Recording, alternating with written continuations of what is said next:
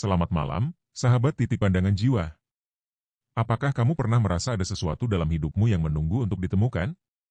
Sebuah rahasia, sebuah pesan, atau mungkin sebuah momen yang bisa mengubah segalanya? Jika iya, maka ini adalah malam yang tepat.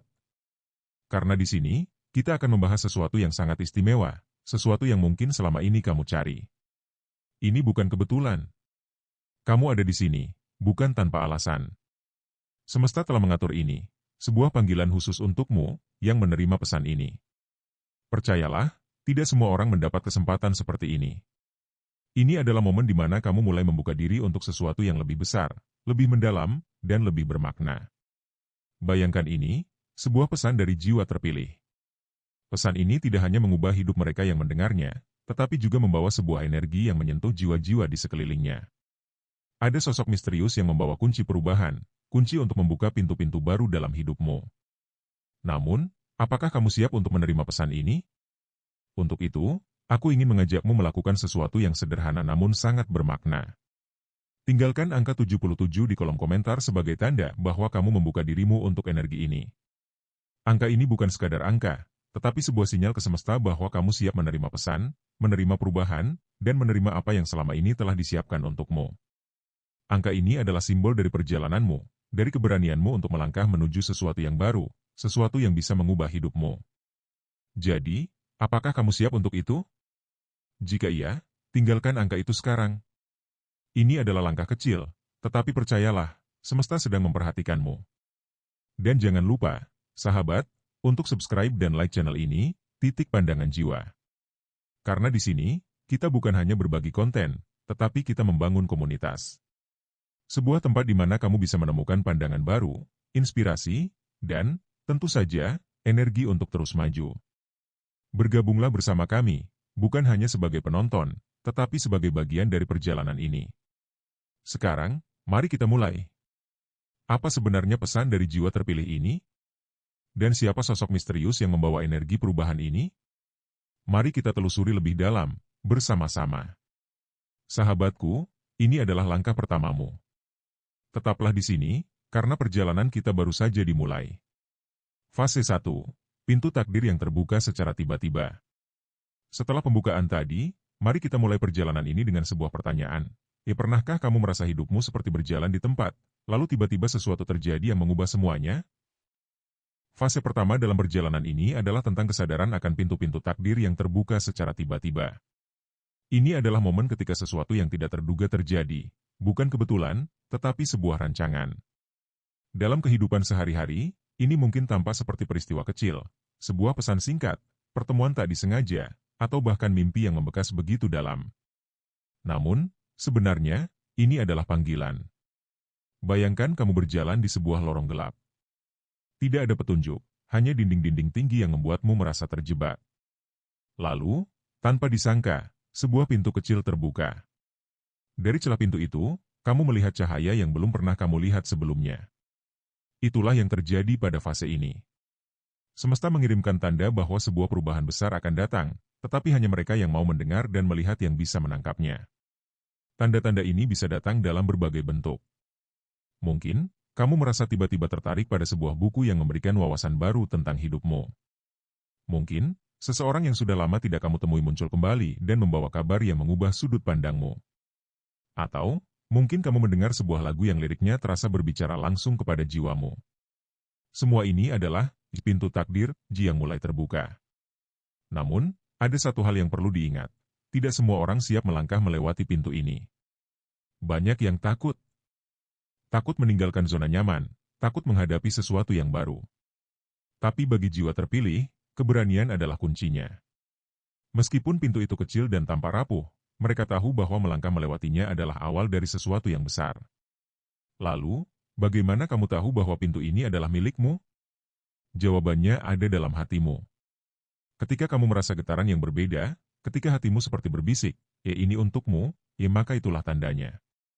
Jangan abaikan. Karena begitu pintu ini tertutup, mungkin kamu harus menunggu lama untuk pintu berikutnya terbuka. Fase 2. Bayangan sosok tak terduga. Setelah melangkah melewati pintu pertama, kamu memasuki fase yang lebih misterius. Disinilah kamu mulai merasakan kehadiran sosok tak terduga dalam hidupmu. Sosok ini mungkin tidak muncul secara fisik, tetapi keberadaannya begitu nyata hingga kamu tidak bisa mengabaikannya. Bayangan sosok ini hadir dengan cara yang halus namun kuat. Terkadang, itu muncul melalui mimpi yang penuh simbol. Terkadang, melalui perasaan yang tidak bisa dijelaskan, seolah-olah ada seseorang yang memandumu dari kejauhan. Sosok ini bukan sembarang figur, dia adalah pembawa pesan. Dalam kehidupan sehari-hari, mungkin kamu pernah merasa ada sesuatu yang berbicara padamu saat kamu sedang dalam kebimbangan.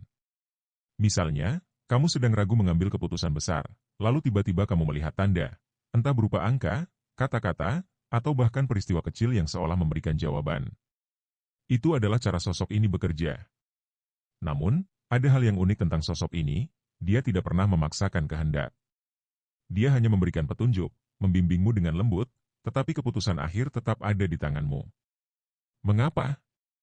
Karena perjalanan ini adalah tentang kebebasan memilih. Jiwa terpilih diberikan kebebasan untuk menentukan jalan hidupnya, tetapi mereka tidak pernah berjalan sendirian. Sosok ini seringkali membawa perasaan campur aduk. Di satu sisi, ada rasa tenang yang tidak bisa dijelaskan.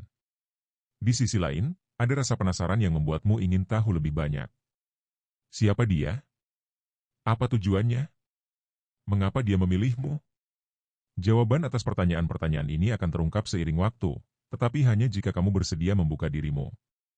Di fase ini, kamu mulai memahami bahwa ada sesuatu yang lebih besar daripada dirimu sendiri. Sosok ini adalah penghubung antara dirimu dan semesta, pembawa pesan yang mengingatkanmu bahwa hidupmu memiliki tujuan yang lebih besar. Fase 3. Resonansi tak kasat mata. Ketika kehadiran sosok tak terduga ini mulai terasa akrab, kamu memasuki fase berikutnya, resonansi tak kasat mata. Di fase ini, pesan dari sosok tersebut mulai beresonansi dengan kehidupanmu sehari-hari. Apa artinya? Ini berarti bahwa setiap tindakan, setiap keputusan, bahkan setiap pikiranmu mulai terasa selaras dengan pesan tersebut.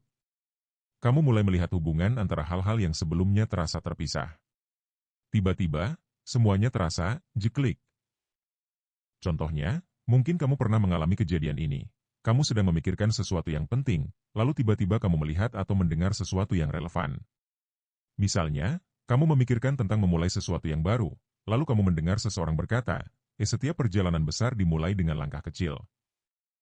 Ini bukan kebetulan, ini adalah resonansi. Di fase ini, kamu juga mulai menarik hal-hal yang sejalan dengan pesan tersebut. Orang-orang yang mendukungmu tiba-tiba muncul, peluang baru terbuka, dan jalan yang sebelumnya tampak sulit menjadi lebih jelas. Semuanya seperti bergerak selaras dengan energi baru yang kamu miliki. Namun, fase ini juga datang dengan tantangannya sendiri. Resonansi ini seringkali mengharuskanmu melepaskan hal-hal yang tidak lagi sejalan dengan dirimu yang baru. Mungkin itu adalah hubungan yang sudah tidak mendukungmu, kebiasaan lama yang tidak lagi relevan, atau bahkan keyakinan yang selama ini kamu pegang erat. Melepaskan ini tidak mudah, tetapi itu adalah bagian dari proses. Penting untuk diingat bahwa resonansi ini adalah tanda bahwa kamu berada di jalur yang benar. Semakin banyak kamu mempercayai proses ini, semakin kuat resonansi itu terasa. Dan semakin kuat resonansi itu, semakin besar pengaruh pesan tersebut dalam hidupmu.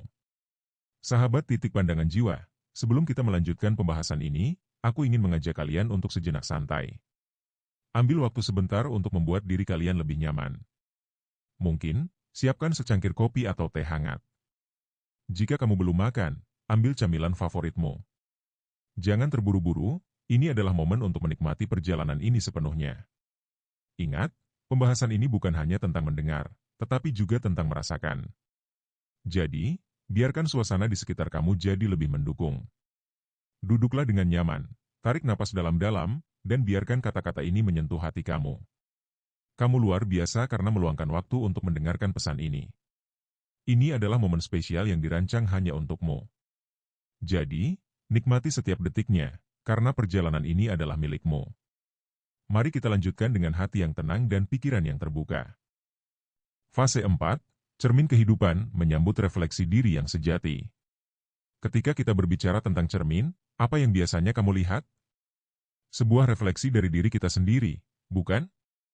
Tapi, bagaimana jika ada cermin yang tidak hanya menunjukkan penampilan fisik, tetapi juga mengungkapkan segala sesuatu yang tersembunyi dalam hati dan jiwa kita? Inilah yang terjadi pada fase keempat dalam perjalanan jiwa terpilih, fase yang dikenal sebagai cermin kehidupan. Setelah melewati resonansi tak kasat mata, jiwa terpilih mulai dihadapkan dengan sesuatu yang lebih mendalam, refleksi sejati dari siapa dirinya sebenarnya. Di fase ini, cermin kehidupan muncul tidak hanya untuk memperlihatkan sisi terang, tetapi juga sisi gelap yang selama ini mungkin diabaikan. Cermin ini bisa hadir dalam berbagai bentuk. Mungkin melalui konflik dalam hubungan yang memaksamu untuk melihat pola perilaku yang selama ini kamu anggap remeh. Atau melalui kegagalan yang membuatmu mempertanyakan keputusan-keputusanmu di masa lalu. Kadang, cermin ini muncul dalam bentuk kesadaran tiba-tiba. Mengapa aku terus-menerus merasa terjebak dalam pola yang sama? Hal yang paling menarik dari fase ini adalah bahwa cermin kehidupan tidak datang untuk menghakimi. Sebaliknya, ia hadir sebagai alat pembelajaran. Ia mengingatkan kita bahwa untuk melangkah maju, kita harus terlebih dahulu berdamai dengan diri kita sendiri. Jiwa terpilih yang berani menghadapi cermin kehidupan akan menemukan bahwa setiap luka, setiap kesalahan, dan setiap keraguan adalah bagian penting dari perjalanan ini. Namun, menghadapi cermin ini tidak mudah. Ada rasa sakit ketika kita melihat sisi diri yang selama ini kita coba sembunyikan. Tetapi rasa sakit ini adalah pintu menuju transformasi. Seperti proses memoles berlian yang kasar, kita harus melewati gesekan untuk menjadi versi terbaik dari diri kita. Fase 5, jembatan antara dunia, menyatukan dimensi yang berbeda. Saat jiwa terpilih mulai menerima refleksi dirinya dengan penuh keikhlasan, ia akan menemukan bahwa dunia tempatnya tinggal tidak lagi terasa sama. Fase kelima dalam perjalanan ini adalah tentang menjadi jembatan antara dimensi spiritual dan dunia fisik. Jembatan ini bukanlah sesuatu yang terlihat secara nyata. Sebaliknya, ini adalah koneksi yang kamu rasakan dalam hatimu. Di satu sisi, kamu mulai memahami makna spiritual yang mendalam dari hidupmu. Di sisi lain, kamu juga sadar bahwa tugasmu adalah membawa kebijaksanaan ini ke dalam dunia nyata. Pernahkah kamu merasa bahwa kamu sedang berada di dua dunia sekaligus? Mungkin, kamu merasakan kedamaian dalam meditasi atau doa, tetapi saat kembali ke rutinitas sehari-hari, kedamaian itu terasa menghilang. Fase ini mengajarkan kita bagaimana membawa kedamaian itu ke dalam setiap aspek hidup kita. Jiwa terpilih dalam fase ini mulai memahami bahwa ia adalah penghubung. Ia membawa pesan dari dimensi spiritual ke dunia fisik. Ini bukan tugas yang mudah, karena seringkali dunia fisik penuh dengan kebisingan, distraksi, dan tantangan. Namun, jiwa terpilih yang memahami perannya sebagai jembatan akan menemukan cara untuk tetap terhubung dengan energi spiritual sambil menjalani kehidupan sehari-hari. Fase ini juga mengajarkan tentang keseimbangan. Ketika kamu menjadi jembatan, kamu harus belajar untuk tidak terlalu tenggelam dalam satu dunia saja. Terlalu fokus pada dunia fisik dapat membuatmu kehilangan koneksi dengan dirimu yang lebih dalam. Sebaliknya, terlalu tenggelam dalam dunia spiritual bisa membuatmu kehilangan pijakan di dunia nyata. Jembatan ini bukan hanya untuk dirimu sendiri, tetapi juga untuk orang-orang di sekitarmu. Ketika kamu mulai membawa energi kedamaian dan kebijaksanaan ke dalam hubunganmu, pekerjaanmu, dan komunitasmu, kamu membantu menciptakan perubahan yang lebih besar. Dalam banyak hal, fase ini adalah tentang menjadi agen transformasi, tidak hanya untuk dirimu sendiri tetapi juga untuk dunia di sekitarmu. Fase 6, kode rahasia dalam perjalanan, tanda-tanda yang membimbingmu. Ketika kita berbicara tentang tanda, apa yang muncul dalam pikiranmu? Sebuah angka yang terus-menerus muncul? Sebuah mimpi yang terasa begitu nyata? Atau mungkin kata-kata seseorang yang terasa seperti ditujukan langsung untukmu? Inilah yang terjadi dalam fase ke-6 perjalanan jiwa terpilih, fase yang dikenal sebagai kode rahasia dalam perjalanan. Di fase ini, jiwa terpilih mulai menyadari bahwa semesta selalu berbicara kepadanya. Pesan-pesan ini mungkin tidak datang dalam bentuk yang jelas, tetapi mereka selalu ada, menunggu untuk ditemukan. Tanda-tanda ini adalah kode rahasia yang membimbing perjalananmu. Misalnya, mungkin kamu melihat angka yang sama berulang kali, seperti pukul 11.11 atau 77. Awalnya, kamu mungkin menganggapnya sebagai kebetulan. Tetapi semakin sering kamu melihatnya, semakin kamu menyadari bahwa ini bukan kebetulan. Ini adalah pesan dari semesta, sebuah pengingat bahwa kamu berada di jalur yang benar. Namun, tanda-tanda ini tidak hanya terbatas pada angka. Mereka bisa muncul dalam bentuk mimpi, intuisi, atau bahkan perasaan yang tiba-tiba muncul. Mungkin, kamu sedang ragu untuk mengambil keputusan, lalu tiba-tiba kamu merasa dorongan kuat untuk melangkah maju.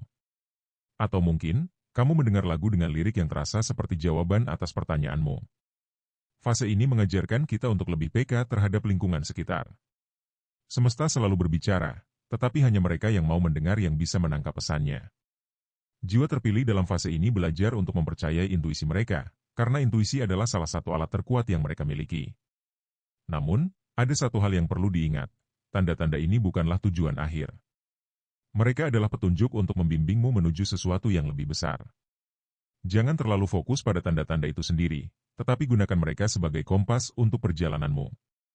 Di fase ini, kamu juga mulai memahami bahwa tanda-tanda ini adalah cara semesta untuk menunjukkan bahwa kamu tidak sendirian. Meskipun perjalanan ini mungkin terasa sulit, kamu selalu didukung oleh kekuatan yang lebih besar. Semesta menginginkan yang terbaik untukmu, dan tanda-tanda ini adalah bukti bahwa kamu berada di jalur yang benar. Fase 7, harmoni tak terduga saat jiwa menemukan sinkronisasi dengan alam semesta. Setelah melewati perjalanan yang penuh refleksi, koneksi spiritual, dan kesadaran akan tanda-tanda semesta, jiwa terpilih tiba pada fase yang sangat istimewa, fase harmoni tak terduga. Dalam fase ini, segala sesuatu mulai terasa lebih selaras. Hidup tidak lagi dipenuhi oleh konflik batin yang tajam, tetapi mengalir seperti arus sungai yang tenang. Namun, apa sebenarnya harmoni tak terduga ini? Ini bukan tentang segalanya menjadi sempurna. Sebaliknya, ini tentang menerima ketidaksempurnaan dengan hati yang damai. Harmoni tak terduga terjadi ketika jiwa kita selaras dengan ritme alam semesta, bahkan di tengah tantangan atau ketidakpastian. Bayangkan sebuah orkestra besar. Di awal, mungkin setiap alat musik terdengar kacau, seperti tidak ada arahnya. Namun, begitu dirigen mengangkat batonnya, semua mulai memainkan nada yang indah dan terkoordinasi. Itulah harmoni yang terjadi dalam fase ini. Jiwa terpilih menjadi seperti pemain orkestra yang akhirnya menemukan perannya dalam melodi besar kehidupan. Harmoni dengan waktu. Salah satu aspek paling menarik dari fase ini adalah bagaimana hubungan kita dengan waktu berubah. Sebelumnya, mungkin kita sering merasa terburu-buru atau terlalu terpaku pada masa lalu. Tetapi dalam fase harmoni, kita mulai melihat waktu sebagai sekutu, bukan musuh. Kita menyadari bahwa setiap momen memiliki tujuannya sendiri. Bahkan keterlambatan atau kegagalan adalah bagian dari rencana yang lebih besar. Pernahkah kamu mengalami momen di mana semuanya terasa pas? Misalnya, kamu tiba di tempat tertentu pada waktu yang tepat untuk bertemu seseorang yang penting dalam hidupmu. Atau kamu menemukan solusi untuk masalah yang sudah lama mengganggumu secara tiba-tiba. Momen-momen ini adalah contoh nyata dari harmoni tak terduga yang terjadi ketika jiwa kita selaras dengan alam semesta. Harmoni dengan orang lain. Selain waktu, fase ini juga membawa perubahan besar dalam hubungan kita dengan orang-orang di sekitar kita. Kita mulai melihat mereka bukan hanya sebagai individu yang terpisah dari kita, tetapi sebagai bagian dari jaring kehidupan yang saling terhubung. Konflik yang sebelumnya terasa begitu sulit untuk diatasi, kini mulai mereda. Ini bukan berarti semua hubungan menjadi sempurna. Tetapi kita mulai memahami bahwa setiap orang memiliki perjalanan mereka sendiri. Kita belajar untuk lebih sabar, lebih pengertian, dan lebih terbuka. Harmoni tak terduga adalah tentang melihat keindahan dalam keragaman dan menerima perbedaan sebagai bagian penting dari kehidupan. Harmoni dengan diri sendiri. Namun, harmoni sejati tidak mungkin tercapai tanpa terlebih dahulu berdamai dengan diri sendiri. Fase ini mengajarkan kita untuk menerima segala sesuatu yang ada dalam diri kita, baik itu kekuatan maupun kelemahan. Kita belajar untuk mencintai diri kita apa adanya, bukan berdasarkan apa yang kita capai atau bagaimana orang lain memandang kita. Harmoni dengan diri sendiri adalah tentang merasakan kedamaian dalam kesendirian dan kebahagiaan dalam kehadiran kita sendiri. Ketika kita mencapai titik ini, kita mulai melihat dunia dengan perspektif yang benar-benar baru. Fase 8, kekuatan transformatif melangkah sebagai pembawa cahaya. Setelah menemukan harmoni dengan alam semesta, jiwa terpilih tidak hanya berhenti pada penerimaan dan kedamaian. Perjalanan ini berlanjut ke fase berikutnya, fase kekuatan transformatif. Di sini, jiwa tidak hanya bertransformasi untuk dirinya sendiri tetapi juga menjadi alat transformasi bagi dunia di sekitarnya. Bayangkan sebuah lilin yang menyala. Cahaya dari lilin itu tidak hanya memberikan terang bagi dirinya sendiri, tetapi juga bisa menyalakan lilin lain tanpa kehilangan cahayanya. Inilah inti dari fase kekuatan transformatif. Jiwa terpilih mulai menyadari bahwa perjalanannya memiliki tujuan yang lebih besar, untuk membawa cahaya kepada orang lain. Menginspirasi melalui tindakan.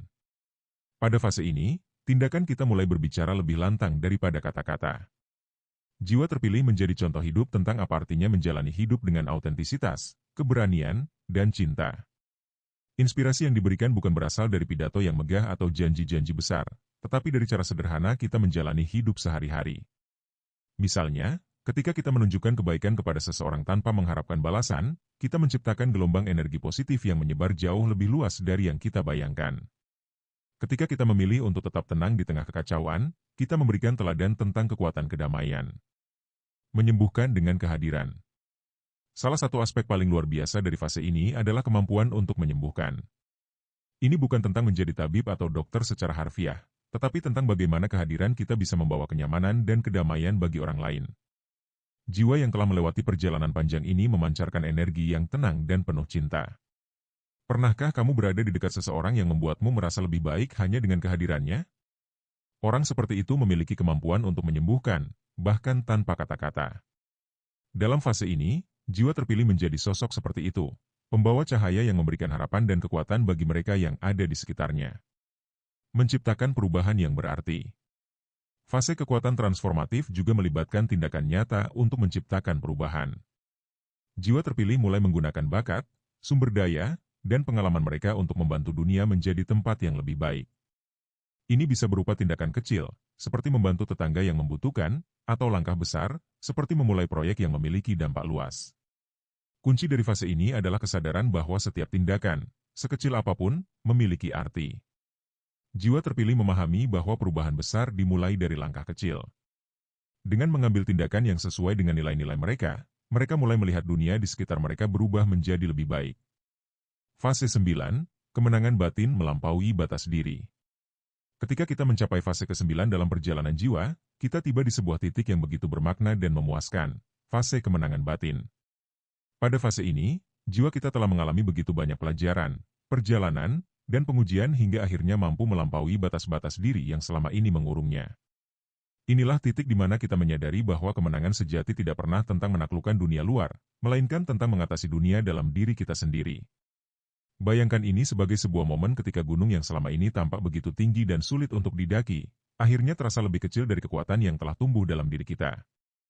Gunung itu mungkin simbol dari ketakutan, keraguan, atau trauma masa lalu yang sebelumnya membuat kita merasa tidak mampu. Tetapi kini, gunung itu hanyalah bagian dari perjalanan, bukan lagi penghalang. Apa itu kemenangan batin? Kemenangan batin bukan tentang sesuatu yang terlihat oleh mata orang lain. Ini bukan tentang penghargaan, gelar, atau kekayaan materi. Kemenangan batin adalah rasa damai yang muncul ketika kita tahu bahwa kita telah berjuang dengan sepenuh hati, menghadapi ketakutan kita, dan tetap berdiri dengan kepala tegak meskipun badai datang menghantam. Pernahkah kamu merasakan momen di mana, meskipun situasi luar tampak sulit, hatimu terasa damai? Itulah esensi dari kemenangan batin. Ketika kita mencapai fase ini, kita tidak lagi mudah terombang-ambing oleh pendapat orang lain atau kejadian di luar kendali kita. Kita mulai memahami bahwa kebahagiaan sejati berasal dari dalam diri, bukan dari hal-hal eksternal. Melampaui ketakutan. Salah satu langkah terbesar dalam fase ini adalah melampaui ketakutan. Ketakutan seringkali menjadi hambatan terbesar dalam hidup kita. Ketakutan untuk gagal, ditolak, atau kehilangan sesuatu yang kita cintai dapat membuat kita berhenti sebelum benar-benar mencoba. Namun, dalam fase ini, kita menyadari bahwa ketakutan hanyalah bayangan yang tumbuh lebih besar ketika kita menghindarinya. Ketika kita menghadapi ketakutan tersebut, kita menemukan bahwa mereka tidak sekuat yang kita bayangkan. Ini bukan berarti ketakutan itu hilang sepenuhnya, tetapi kita belajar untuk berjalan bersamanya, bukan melawannya. Kekuatan keberanian dan kerentanan. Kemenangan batin juga melibatkan keberanian untuk menjadi rentan. Banyak dari kita diajarkan untuk menyembunyikan kelemahan kita, untuk selalu tampak kuat di mata orang lain. Namun, dalam fase ini, kita belajar bahwa menjadi rentan adalah salah satu bentuk keberanian tertinggi. Ketika kita menerima diri kita apa adanya, dengan segala kekurangan dan ketidaksempurnaan, kita membuka pintu bagi cinta dan penerimaan sejati. Kita tidak lagi merasa perlu berpura-pura menjadi seseorang yang bukan diri kita. Kemenangan yang tidak terlihat. Fase ini juga mengajarkan kita bahwa beberapa kemenangan terbesar dalam hidup adalah yang tidak pernah terlihat oleh orang lain. Misalnya, memilih untuk memaafkan seseorang yang menyakiti kita, meskipun mereka tidak pernah meminta maaf. Atau memilih untuk tetap melangkah maju, meskipun hati kita dipenuhi keraguan. Ini adalah kemenangan-kemenangan kecil yang, jika digabungkan, membentuk dasar dari kemenangan batin yang sejati. Fase 10, transformasi total menjadi sosok yang sepenuhnya baru. Fase terakhir dalam perjalanan ini adalah transformasi total. Disinilah jiwa kita mencapai puncak dari perjalanan panjang yang telah dilalui. Kita tidak lagi menjadi versi lama dari diri kita. Kita telah berubah, bukan hanya secara luar, tetapi juga dalam inti terdalam dari keberadaan kita. Bayangkan seekor ulat yang akhirnya berubah menjadi kupu-kupu. Proses ini bukanlah sesuatu yang mudah atau cepat. Ulat harus melewati tahap kepompong yang gelap dan penuh tekanan sebelum bisa terbang dengan sayap barunya. Demikian pula, transformasi total dalam hidup kita membutuhkan keberanian, kesabaran, dan kepercayaan pada proses. Apa itu transformasi total? Transformasi total bukan hanya tentang perubahan perilaku atau kebiasaan. Ini adalah perubahan cara kita memandang diri sendiri, orang lain, dan dunia di sekitar kita. Dalam fase ini, kita mulai melihat kehidupan dari perspektif yang jauh lebih luas. Kita tidak lagi merasa terjebak dalam rutinitas atau keterbatasan yang kita ciptakan sendiri. Sebaliknya, kita menyadari bahwa kita memiliki kemampuan untuk menciptakan kehidupan yang penuh makna dan tujuan. Melepaskan yang lama. Salah satu aspek terpenting dari transformasi total adalah melepaskan hal-hal yang tidak lagi melayani kita. Ini bisa berupa pola pikir negatif, hubungan yang toksik, atau kebiasaan yang merugikan. Proses ini seringkali tidak mudah, karena kita cenderung merasa nyaman dengan apa yang sudah kita kenal, bahkan jika itu tidak baik untuk kita.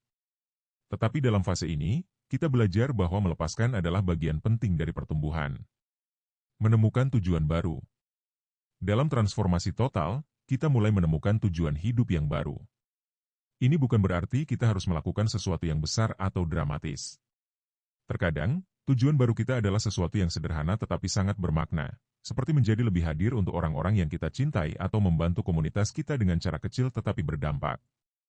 Menjadi sosok yang sepenuhnya baru. Transformasi total juga melibatkan pembentukan identitas baru. Kita tidak lagi terikat pada label atau peran yang diberikan oleh masyarakat atau bahkan diri kita sendiri di masa lalu. Kita mulai menjalani hidup sebagai diri kita yang sejati, tanpa rasa takut atau ragu. Dalam fase ini, jiwa kita bersinar dengan cahaya yang tidak bisa dipadamkan. Kita menjadi inspirasi bagi orang lain, bukan karena kita mencoba untuk menjadi sempurna, tetapi karena kita menunjukkan apa artinya menjadi manusia yang autentik dan penuh cinta. Sahabat titik pandangan jiwa, perjalanan ini adalah milik kita bersama. Setiap fase yang telah kita lalui bukanlah sekadar cerita, melainkan refleksi dari perjalanan jiwa masing-masing. Kita telah menyentuh kedalaman kemenangan batin, menemukan kekuatan sejati dalam diri, dan menyaksikan bagaimana transformasi total membuka pintu menuju kehidupan yang baru dan penuh makna. Ini bukanlah akhir, melainkan awal dari babak baru yang penuh misteri dan keajaiban. Semesta telah membawa kalian ke sini, bukan tanpa alasan. Percayalah, ada pesan yang sedang disampaikan untuk jiwa kalian. Dan kini, keputusan ada di tanganmu. Apakah kamu akan merespon panggilan ini atau membiarkannya berlalu begitu saja? Jika kamu merasa pesan ini berbicara langsung ke hatimu, tuliskan angka 88 di kolom komentar.